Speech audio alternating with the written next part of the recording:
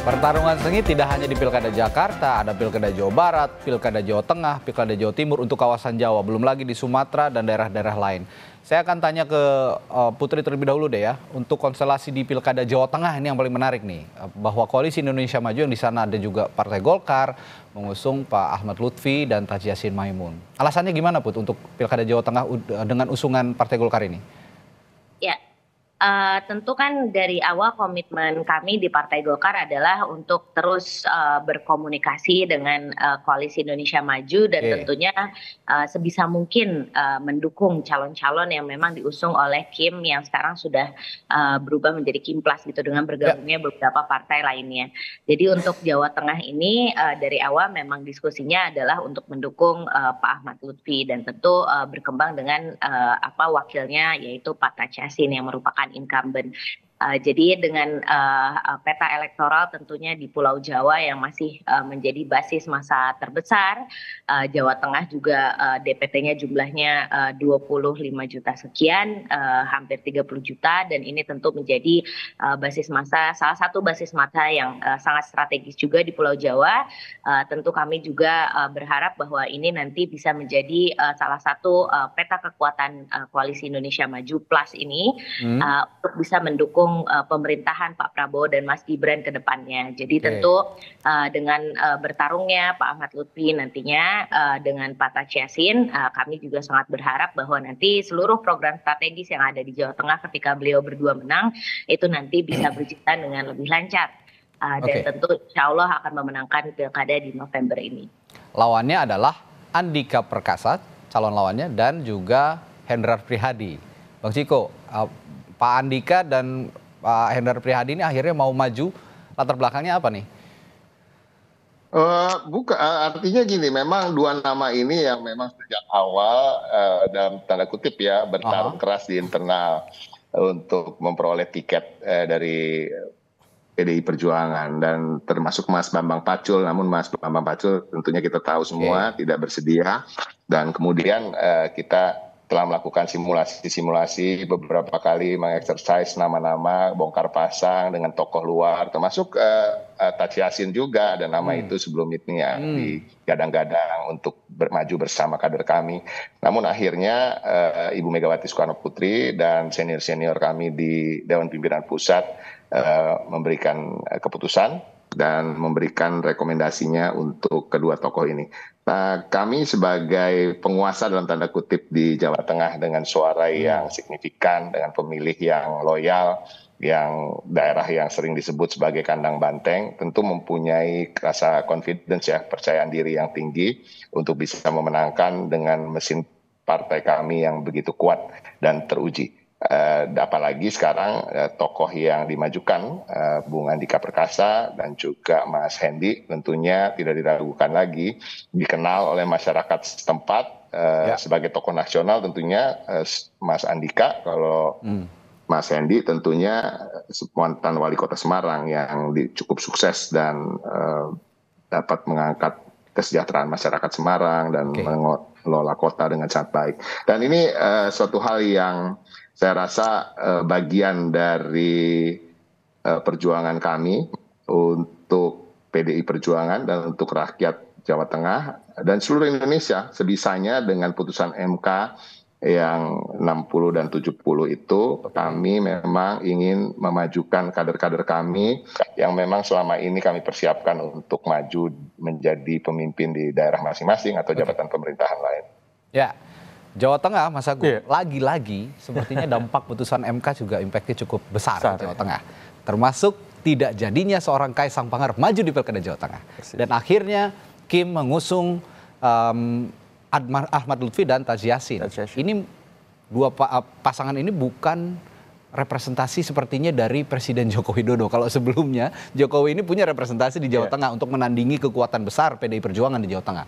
Nah, dua pasangan ini, analisis Anda soal persaingannya bagaimana? Iya, kalau secara personal ini perang bintang ya. Satu bintang di polisi, TNI, satu bintang di TNI. Gitu.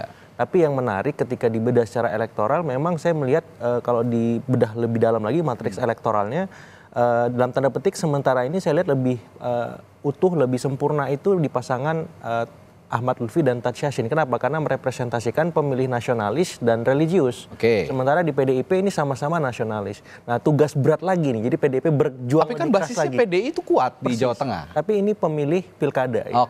Seperti Uji pada figur, saat Ganjar dengan Taj Yassin ya. Ini duet yang sudah teruji, saling melengkapi, begitu kira-kira. Persis. Jadi PDIP harus berjuang keras lagi setelah Jakarta, Jawa Tengah. Kenapa? Karena ceruk pemilih yang disasar secara elektoral itu mirip sama antara Andika Perkasa dengan Mas Hendrar Prihadi seperti itu. Nah, berbanding terbalik dengan Ahmad Lutfi dengan Taj Yassin. Apalagi Taj Yassin di sini adalah petahana wakil gubernur yang punya basis, kemarin juga terpilih, suara DPD-nya luar biasa sangat besar. Artinya mesin politik ini masih panas. Nah, pertarungan antar dua pasang ini saya kira akan menarik juga dengan seperti halnya di Jakarta tadi.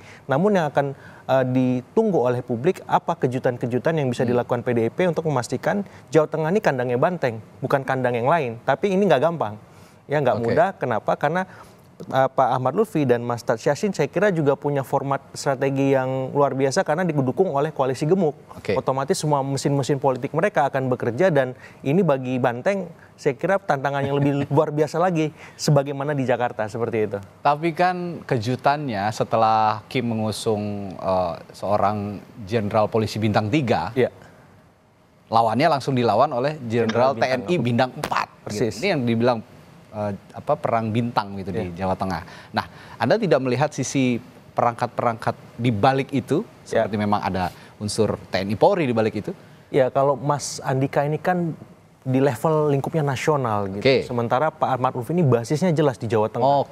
Jadi di politik, di pilkada spesifikitas, kemudian detailitas itu menjadi utama. Kenapa? Karena kerja-kerja yang dilakukan harus terukur dan teratur gitu. Nah, Pak Andika harus memulai itu lagi dari awal, walaupun tidak awal-awal banget, tapi untuk memastikan pengaruh magnet figurnya itu benar-benar menukik dan menajam di Jawa Tengah. Karena selama ini beliau kan luas cakupan wilayahnya sangat besar Indonesia seperti itu. Nah, itu sedikit banyak akan terdorong dengan Mas Hendi.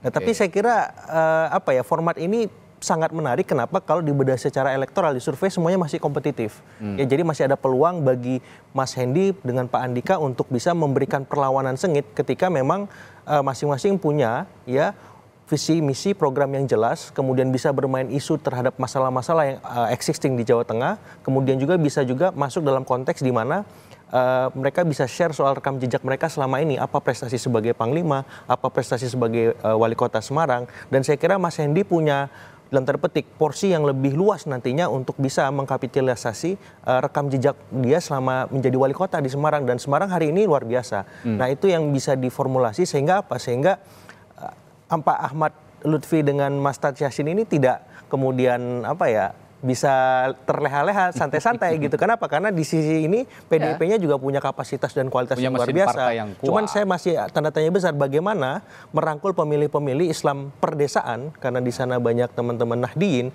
dirangkul dalam format ataupun program yang utuh supaya apa? Supaya bisa dalam tanda petik menjadi lawan sepadan bagi Pak Ahmad Lutfi dan Mas Taj Yassin seperti itu. Lagi-lagi kerja kelas nih, Bung Ciko, benar nggak nih kira-kira di Jawa Tengah?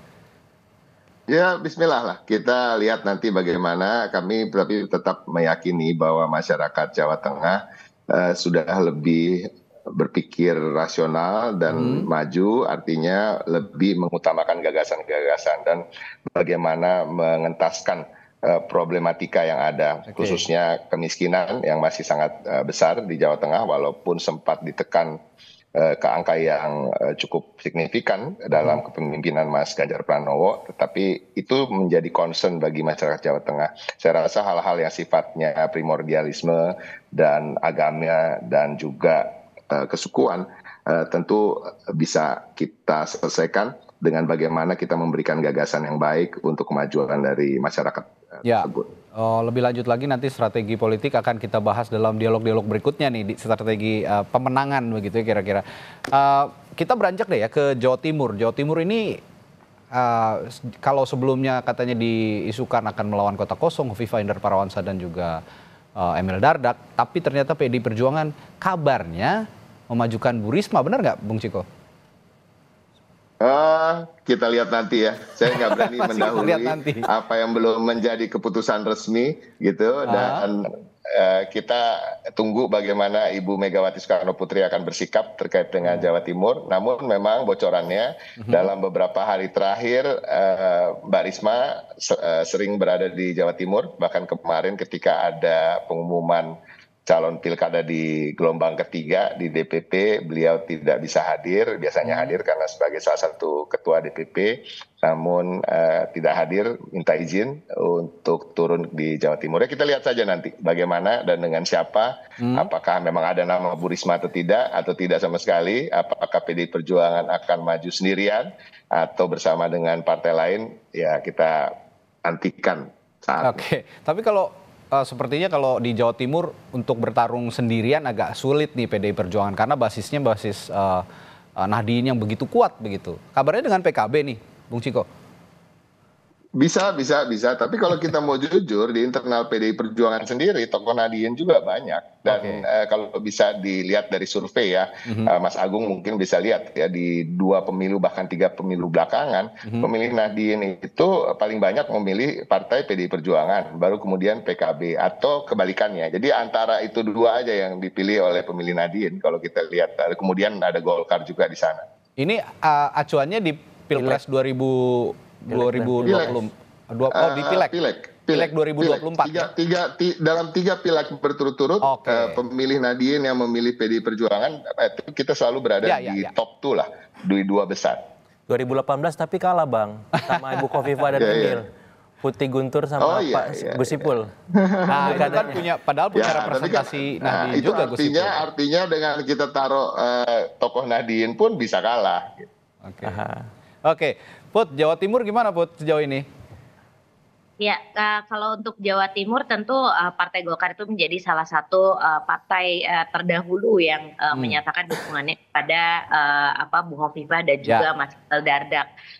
Dan ini merupakan salah satu strategi yang menurut kami terbaik untuk Jawa Timur karena memang beliau berdua sudah terbukti melakukan banyak perubahan dan sangat berprestasi dalam memimpin Jawa Timur. Dan tentu Jawa Timur dengan penduduk dan juga DPT yang jumlahnya 31 juta ini juga menjadi salah satu basis kekuatan dari Pak Prabowo dan Mas Gibran kemarin. Jadi tekad kami untuk terus bersama-sama dengan Kim membangun strategi keberlanjutan ini tentunya kita berhasil laksanakan juga di Pilkada Jawa Timur ini dan tentu nanti kita juga akan menunggu surprise dari Mas Ciko dan teman-teman di PDIP dan partai lain yang belum mendaftar siapa yang akan diusung oleh mereka nanti di Pilkada ini dan tentu akan tetap siap untuk menghadapi siapapun calonnya itu, baik itu nanti misalnya dari kaum Nahdien ataupun dari basis elektoral lainnya. Jadi ya tentu tanggal 29 ini akan penuh kejutan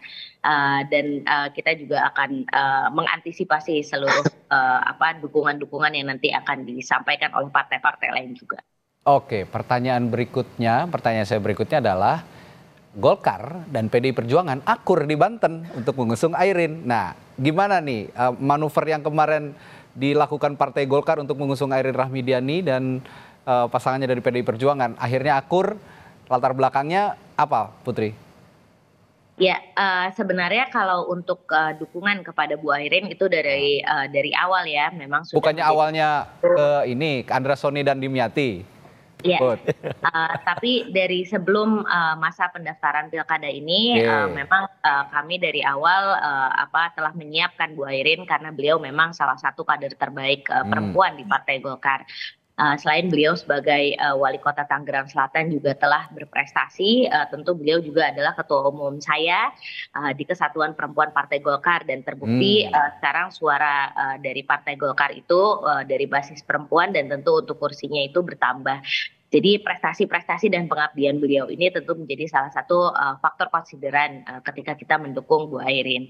Jadi untuk pencalonan Bu Airin kemarin kita berkomunikasi intensif juga dengan Partai Koalisi Indonesia Maju tentunya dan tentu kami juga sangat berterima kasih karena pimpinan di Partai Koalisi Indonesia Maju ini merestui kami maju dengan PDIP dan tentu kami tetap akan berkomunikasi dengan beliau-beliau untuk bagaimana kita bisa jalan berdampingan lah di Pilkada Banten ini tentunya dengan tidak mengesampingkan nanti asas-asas demokratis dan juga kompetitif yang akan dibawa pada Pilkada ini. Jadi kalau Mas Ciko punya surprise di DKI, di Jawa Timur, ya kita surprise-nya kemarin di Banten.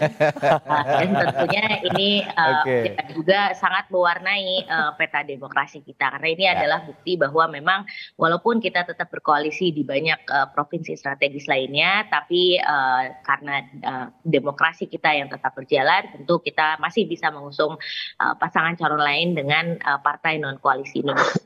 Ya, memang banyak sekali kejutan yang membuat kita tercengang di Pilkada serentak tahun ini. Termasuk juga berita terbaru soal batalnya Ahmad Riza Patria nih di Pilkada Tangerang Selatan. Diusung oleh Partai Gerindra dan koalisinya. Tapi terakhir saya mau tanya ke Bung Agung, ini tadi kita bahas Banten dan Jawa Timur.